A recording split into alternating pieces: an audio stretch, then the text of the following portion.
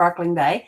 Welcome to Porchlight Letters podcast number 2544. Today we're asking the question, where was your family when they opened their first bank account? Think back, where were they when they opened their first bank account? Who was with them or helped them make the choice? What was the reason they decided to open an account? Was there a choice of banks in the town that they opened, and which one did they decide to go with? How did they feel? Excited, proud, nervous, or all three? What were they saving for or hoping to achieve? A small deposit today grows into opportunities tomorrow. So opening the first bank account is one of those quiet milestones that marks the beginning of financial independence. For many people, it happened after earning their first paycheck or receiving money for a birthday, holiday, part-time job. Walking into a local bank, filling out the paperwork, and seeing their own name on a bank book or an account for the first time was a proud moment. It was a small step that carried a big sense of responsibility. And I was trying to think back, I was saying, when did I open my first, bank account? Because we used to put our pocket money in there, our allowance that we would get. Some of it would go into the bank. And I was trying to think, somehow school was involved with it.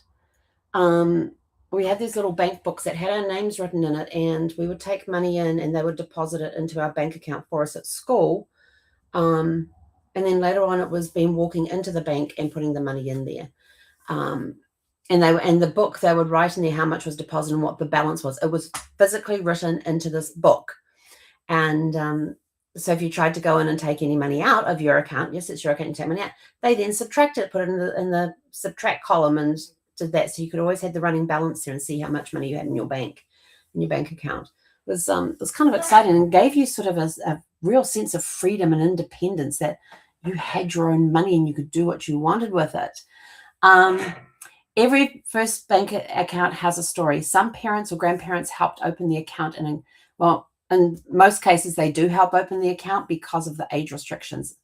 They have to have a legal guardian oversee the account. So for some parents or grandparents helped open the account and encourage regular savings from an early age.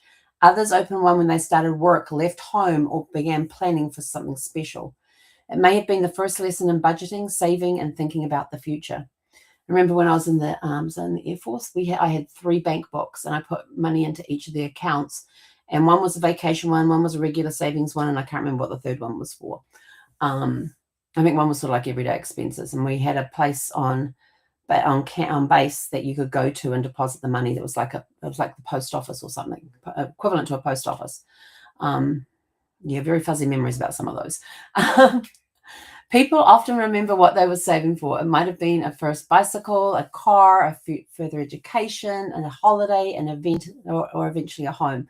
Every deposit brought them a little closer to that goal and taught the value of patience, planning, and hard work. Family history isn't only about big life events. It's also about everyday milestones that shaped how people lived. The first bank account may seem ordinary today, but it often marked the beginning of learning skills that lasted a lifetime. Your family tree challenge today is ask a family member about the first bank account they ever opened. How old were they? Who went with them? What were they saving for? Do they still have an old bank book, passbook, checkbook, or even other paperwork from those early days? Me, no. Record their story today, because even the smallest financial milestones became part of your family's history. And let us know in the comments below about some of the stories you come across. And with that, we are out of here. Go out, have a super fantastic, sparkling evening, and we'll catch you guys back here tomorrow evening at 6 p.m. Pacific. Hei konera.